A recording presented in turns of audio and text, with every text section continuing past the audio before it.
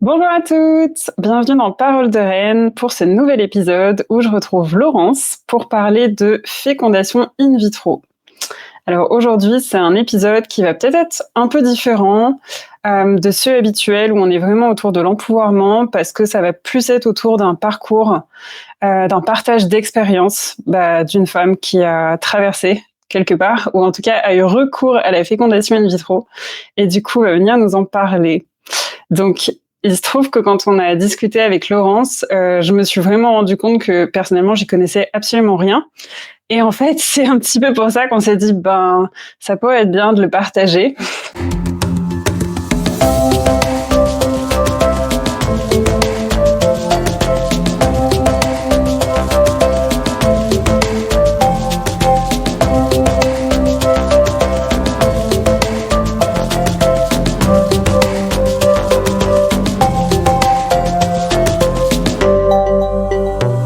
Donc, salut Laurence, je suis vraiment ravie de t'accueillir dans Parole de Reine. Est-ce que tu voudrais te présenter en quelques mots?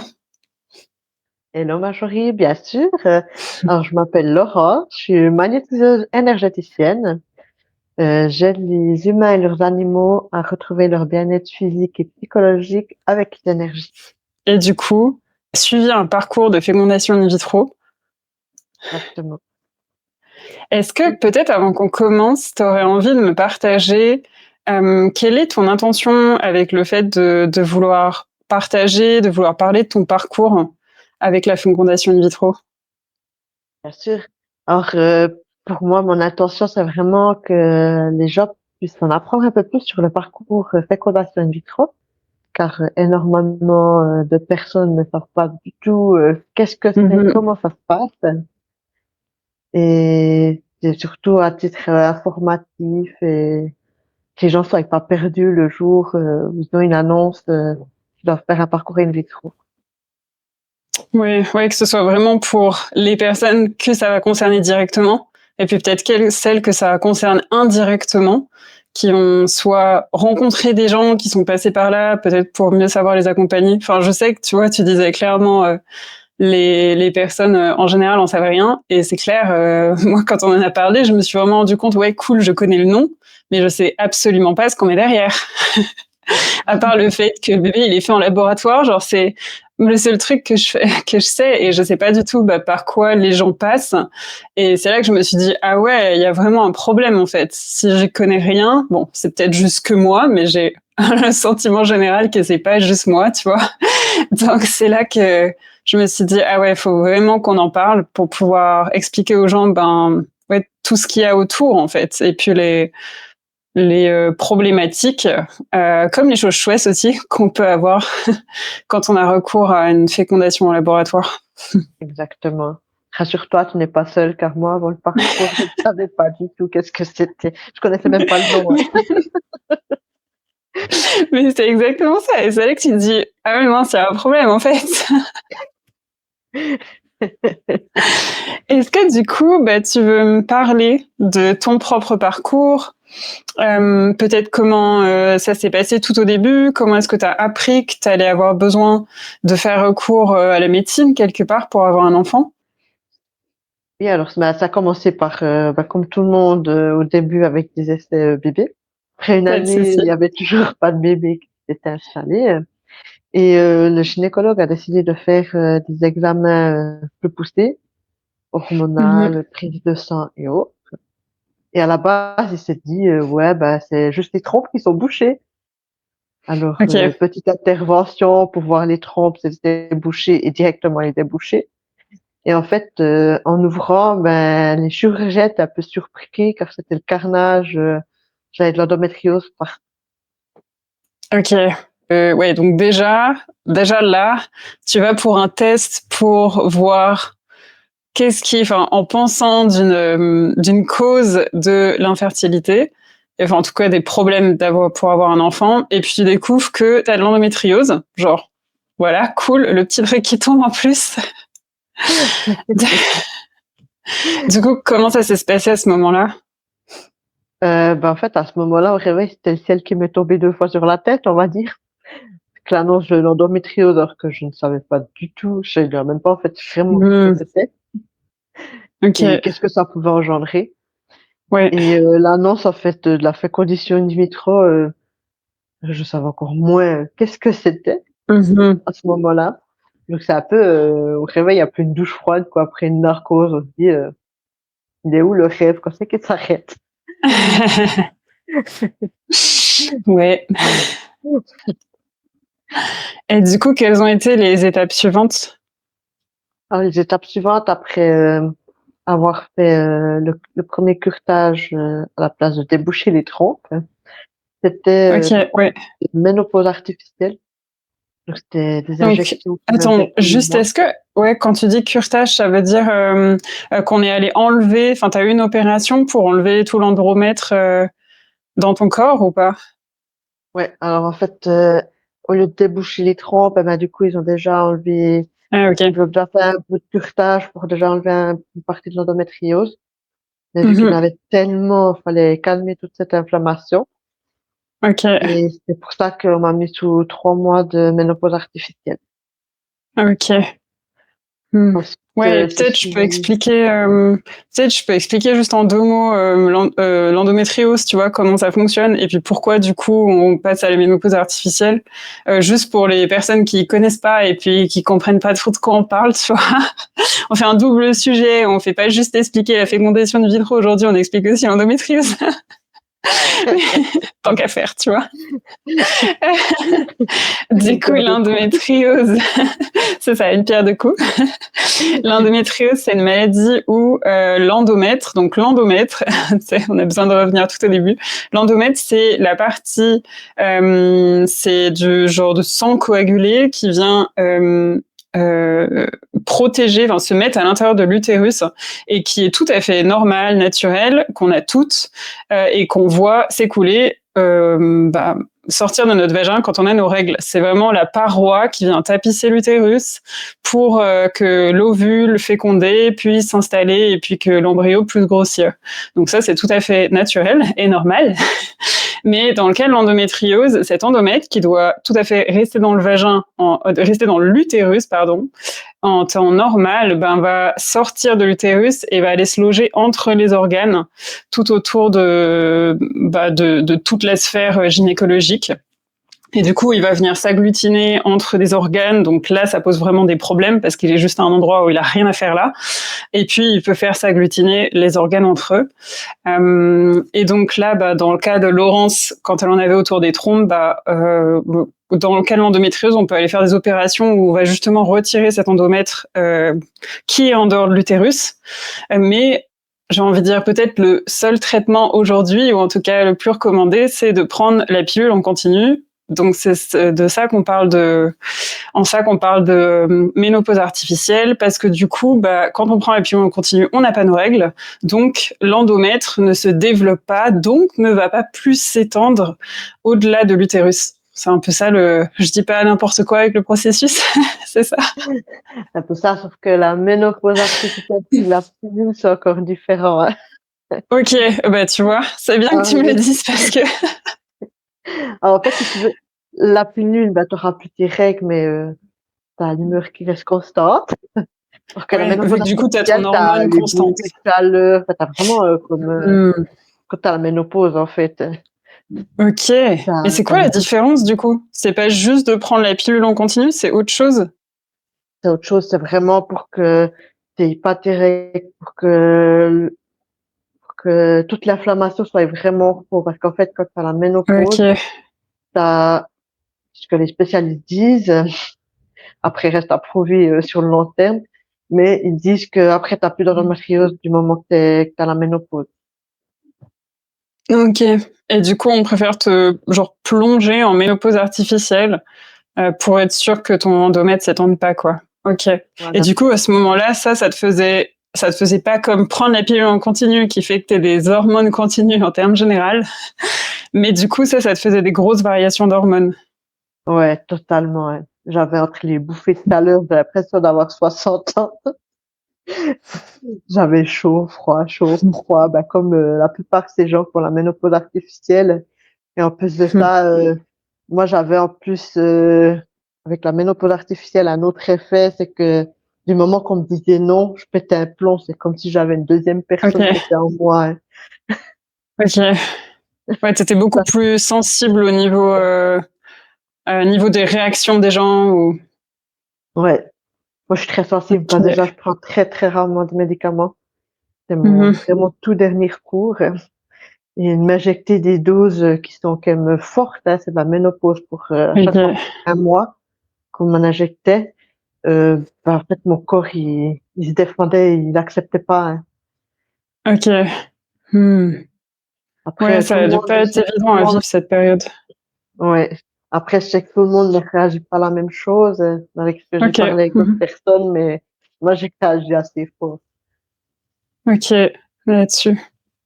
Donc du coup, tu as ces 3 mois de ménopause artificielle et puis ensuite, qu'est-ce qui se passe?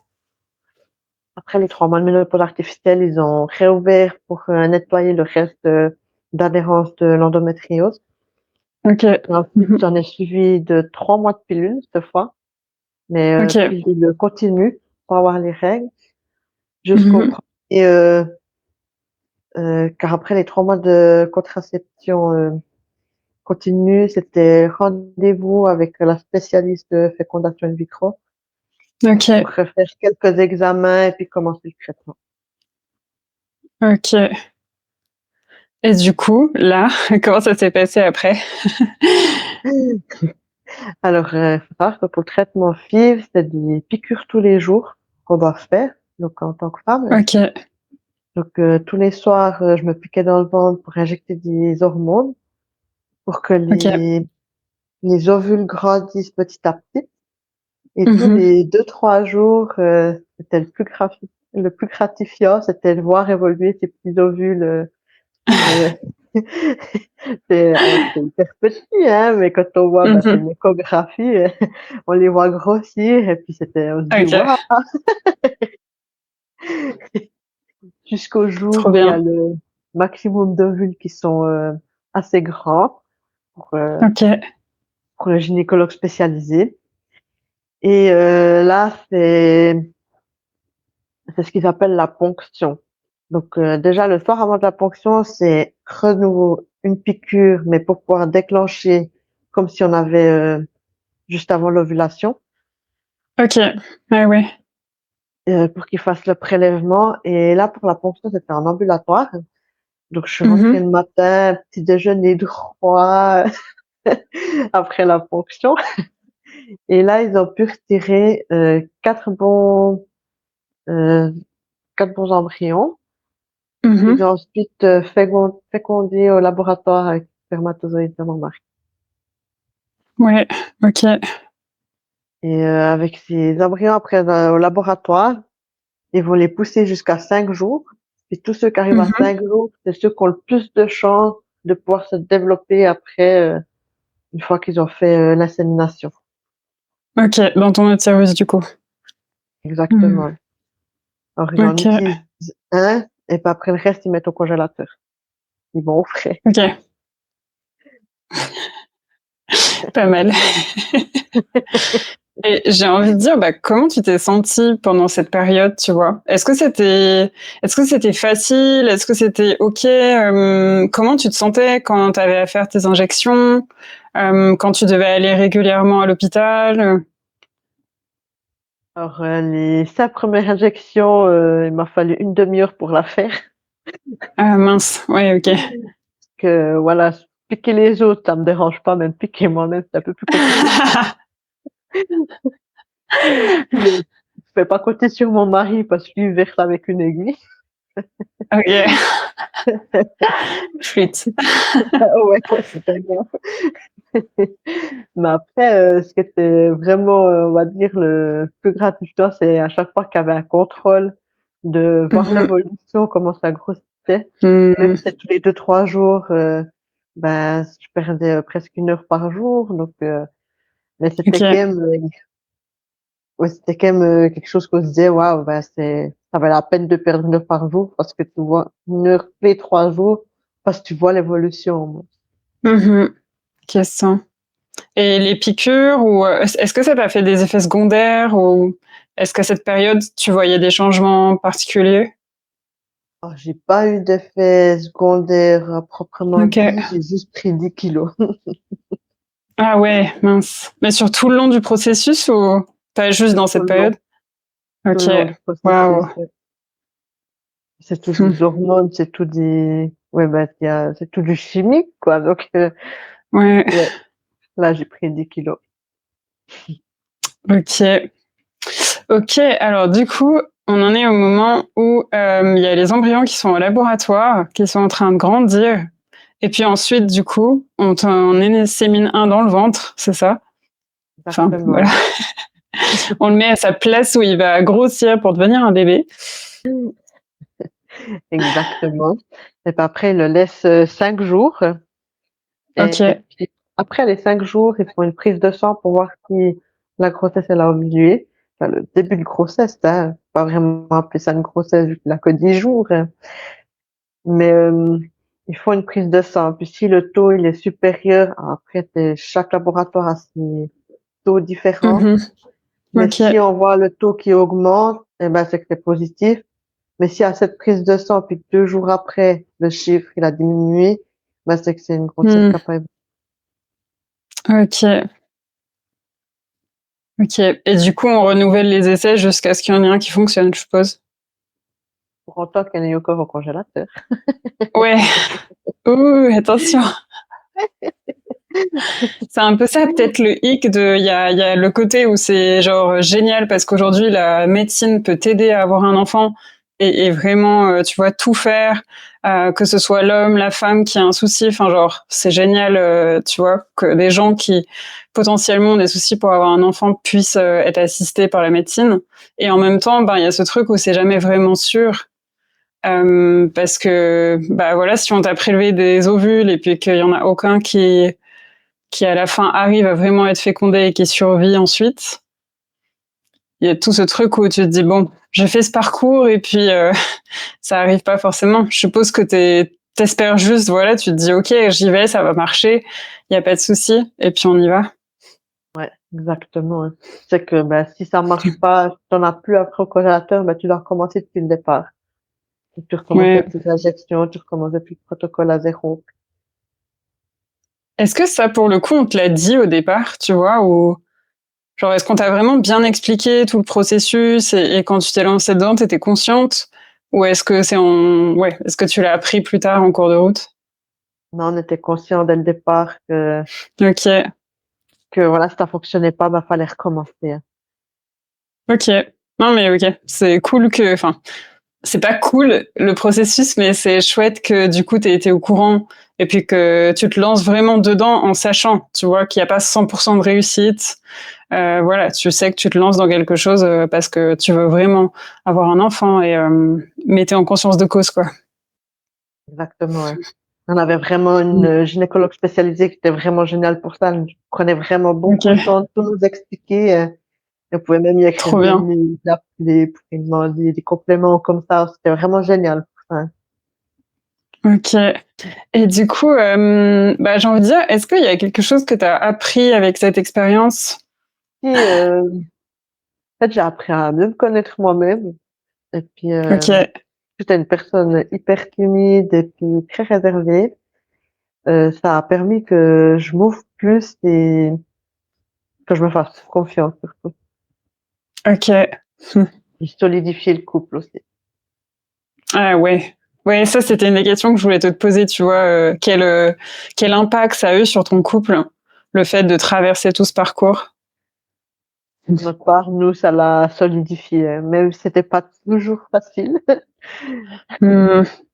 mais ça nous a vraiment solidifié. Et puis, ça nous a vu que même malgré les épreuves, on pouvait compter l'un sur l'autre. Hein.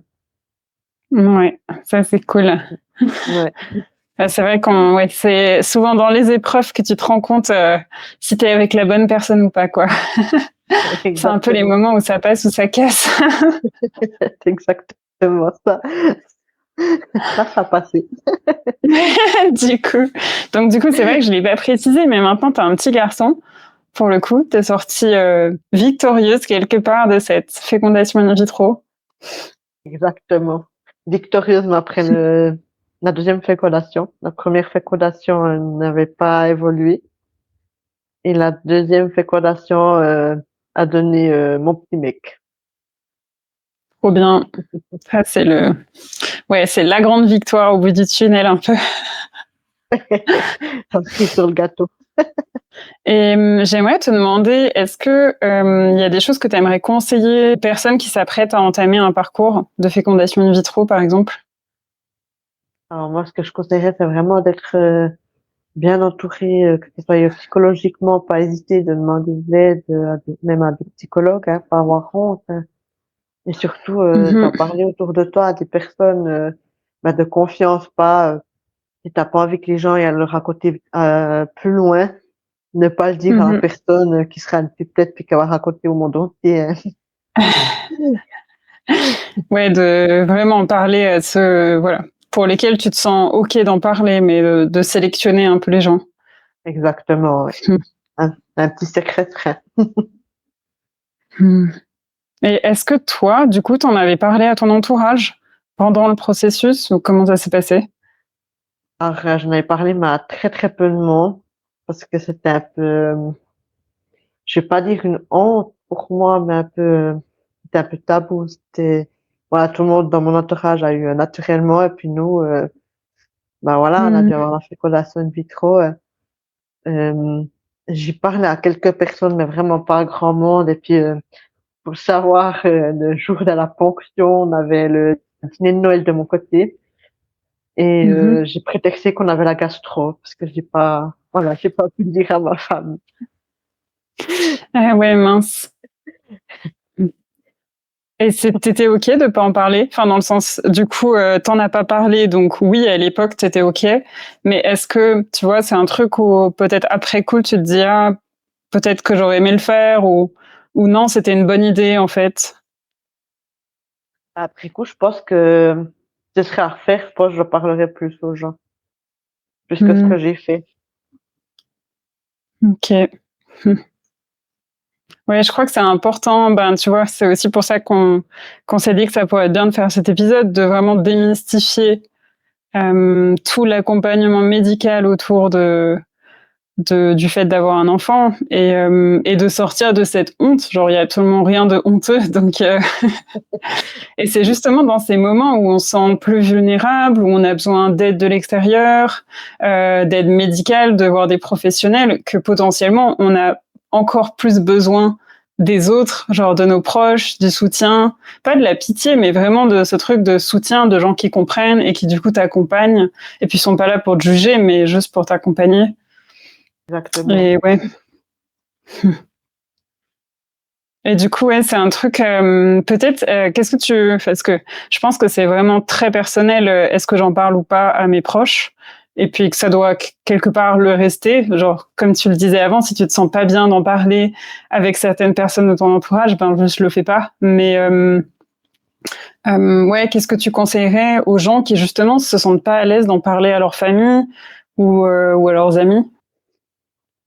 À ceux qui se sentent pas à l'aise d'en parler avec leurs amis ou de leur famille, ils peuvent sans problème se rapprocher d'un psychologue qui n'est pas du tout une honte et qui sera Mmh. toujours à l'écoute, d'une personne vraiment neutre.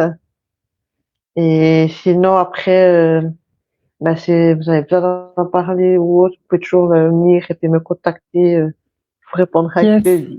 Ouais, je vais mettre dans tous les cas tes coordonnées en dessous, ouais. C'est hyper chou de proposer. Et est-ce que peut-être tu aurais des conseils pour les gens qui ont des proches qui sont dans un parcours de fécondation in vitro? Les gens doivent accepter que tout d'un coup, on puisse avoir un gros coup de fatigue, qu'on annule, Mmh. un rendez-vous, ben une sortie, à la DR, on va dire. Et ouais, accepter aussi, voilà, qu'il peut y avoir des sautes d'humeur ou bien des moments de doute ou des choses comme ça. Et pas être dans la pitié forcément, mais être plutôt dans l'empathie, hein. Mmh. Ouais.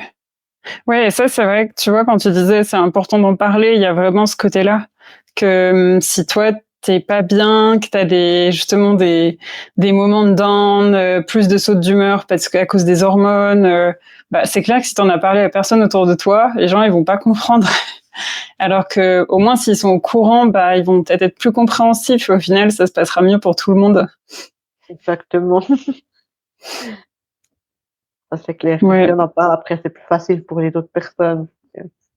Mhm. Des fois, c'est un peu incompréhensible, puis Nadine Mhm. sera très vite, on va dire. Et du coup, bah, quand est-ce que t'en as parlé à ta famille au final? Est-ce que ta famille est au courant aujourd'hui, maintenant que ton fils est né, ou tu vois? Alors, on m'a pas mis au courant, mais la plupart des personnes, je l'ai dit plus d'une année après. En tout Ok. cas, Hmm. avant, j'étais pas du tout près de le dire. Donc, Ok. Et ça s'est bien passé quand tu l'as partagé, ou comment ça s'est passé? bah, étonnamment, franchement, à ce moment-là, ça s'est hyper bien passé. Je pensais qu'il y avait Hmm. plus de jugement ou bien comme ça. Mais en fait, non, ils étaient tous surpris et puis en fait, la plupart connaissaient même pas. Ouais. Ouais. C'est là que tu t'es dit flûte, on est beaucoup à ne pas être connaître. Voilà, Il faudrait vraiment exactement. qu'on en parle plus. Exactement. Hmm. Levons ce sujet tabou. Yes, ouais, exactement. Puis voilà, surtout que c'est vraiment un truc qui touche de plus en plus de personnes au final. Bref, ça devrait pas du tout être un tabou, donc donc c'est vraiment bien qu'on en parle. Ok, est-ce que il y aurait quelque chose d'autre que tu voudrais ajouter pour les personnes, soit qui traversent le parcours, soit qui accompagnent, soit en termes généraux? Euh, Vraiment vous faire confiance en vous et puis en votre couple. Pas hésiter surtout, si par rapport à l'insémination, vous ne sentez pas prêt de dire que non, vous voulez pas à ce moment-là, et puis que vous voulez peut-être plutôt au cycle d'après. Ça, il faut pas hésiter à le Mhm. dire parce qu'ils sont très compréhensifs par rapport à ça. Faut pas se Ok, sentir forcé parce que des fois, c'est là que ça marchera pas. ok, Autant ouais, se ça c'est sentir super prêt, intéressant. dans un bon mood et puis sentir bien surtout à ce moment-là. Hmm. Ouais, de d'oser se faire confiance et de faire confiance à son intuition et son ressenti. Exactement. Ok. Bon, bah, trop bien. Bah, écoute, merci beaucoup, Laurence, vraiment, pour ton partage en toute vulnérabilité. Je pense que ça sera super utile à plein de gens et en tout cas aussi à tous les curieux comme moi qui avaient envie d'en savoir plus sur qu'est-ce que c'est le parcours de la fécondation in vitro. Du coup, je vais mettre tes coordonnées en dessous pour les gens qui voudraient te contacter et puis voilà, te poser des questions si jamais. Ouais, Yes, ça c'est tout sera bon avec pour toi. plaisir. Trop bien. Bah écoute, merci beaucoup. Et puis, je te souhaite une belle fin de journée. Salut! Merci beaucoup à toi, Marjorie. Si tu as aimé cet épisode, pense à me mettre un joli pouce sur YouTube et de belles étoiles sur Apple Podcast. Ça m'aide à faire découvrir Parole de Reine et à t'offrir de chouettes épisodes.